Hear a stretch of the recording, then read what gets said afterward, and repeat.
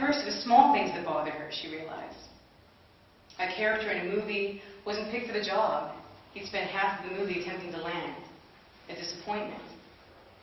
A close friend of hers, drunk on wine, overturned a table at her high school reunion instead of flaunting her law degree to people who once ignored and belittled her. Then it got worse. There was a night Mary went on a date with a guy she'd met at a grocery store, and afterwards knew she never wanted to see again. She should have been happy to be free of the pool cleaner who called her Mary, his future wife, and held her hand throughout a film about war and dragons. Instead, when she got home, she cried.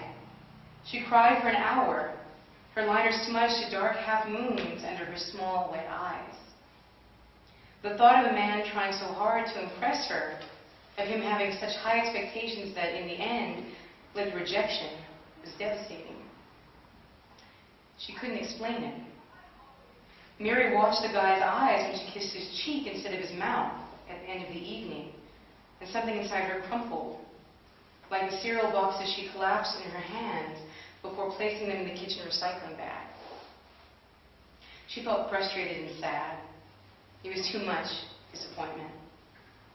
Even weeks later, the feelings remained. Tofu or steak in the fajitas? Mary looked at Adam's hand clutching the frying pan, his Bob Dylan hair and sharp nose, the dark eyes that spoke without speaking. They pierced her. Mary shivered and took a sip of wine before answering him. Both? Not this time. I'm drawing a line. He grinned and held a pack of tofu in the hand not holding the pan. The steak wasn't open either, its wrap glistening like water in the light, pink juices moistening the meat under the plastic. It was 5 p.m. and the sun hadn't set yet, the day soft and golden outside Adam's apartment. She'd met him in January through an online dating site for grad students. Both their focuses were in literature, hers on the lost generation, whatever that was, his on minority authors left out of the canon. They talked for a week, then decided to meet at a pub that stayed open until 4 in the morning. She wore a red top, Adam wore a suit. At the end of the evening, he had her number. Now he was her first boyfriend in 2 years. They'd only dated for a few months, but he liked cooking for her. She enjoyed this about him. It opened up possibilities in men that she hadn't allowed herself to believe in before. She couldn't believe the internet had led to this, actually. For the most part, it was no better than wandering the streets, eyes open and looking all over in regards to finding someone. Before the internet, of course, there had been freaks. The bisexual who liked Tony Bennett, the medical student, a friend of Mary's sister's friend, who told her over sushi that a patient he'd worked with had died that day, then laughed and shook his head as if the woman's death was her last successful joke told to the world. Men she knew were depressing. They were limited. But at least with the internet, she wouldn't have to meet weirdos until she wanted to. Steak then. They add green peppers this time. They're good. Ooh, choosing some options. He sliced open the plastic with a giant knife, poured oil in the pan, took out the steak. He cut it into strips, and the house was alive with his cooking. Wait a second, Adam said. He ran into the bedroom. Mary heard him playing with his computer. When he emerged, Mexican folk music played, making his doorway a portal to another place. Adam liked to cook along the music that matched the culture he was trying to emulate. Mexican, French, Italian, Cantonese. He even had special New Orleans jazz music he played when cooking dirty rice and beans on weekends. Now I can make fajitas without being like a skinny German English guy, Adam said. I mean, that's what I am, but still. He put his hands around Mary's waist and kissed her neck. You've got meat smell in your hands, she said, putting down her wine. But she leaned into him anyway, waiting for the moment when Adam sucked on her collarbone, then kissed the soft place between her breasts. She wore a V-neck top, so he had no problem.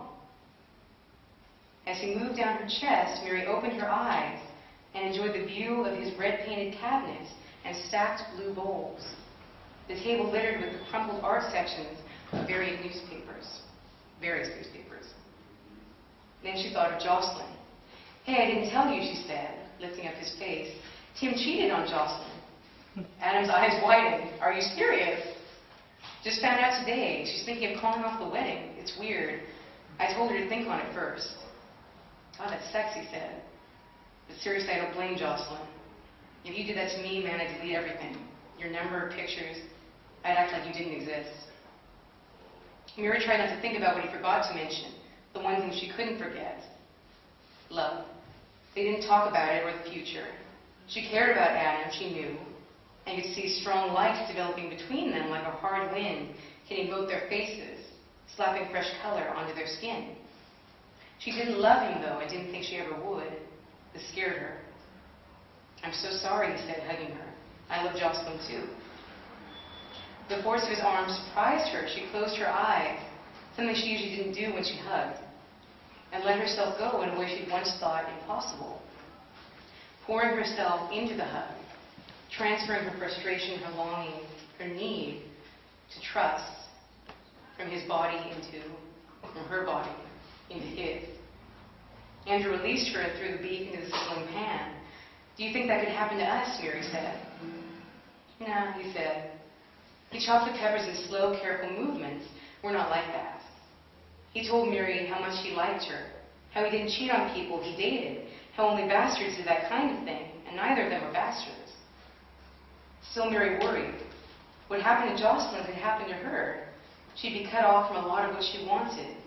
Love, someone who knew her feels and wasn't intimidated, who knew the conversation and spoke it with her. A lover. This person could be Adam, but who really knew? She didn't feel what she wanted to feel. Mary sat down and finished her Pinot Noir, drinking it in one long swallow. As she watched her boyfriend cook, she thought of the way Tim and Jocelyn held hands weeks ago, right in front of her. She tried to imagine how they let go, fingers untwining one by one, but couldn't remember if she'd seen that or not. She wished she'd paid more attention. Thank you.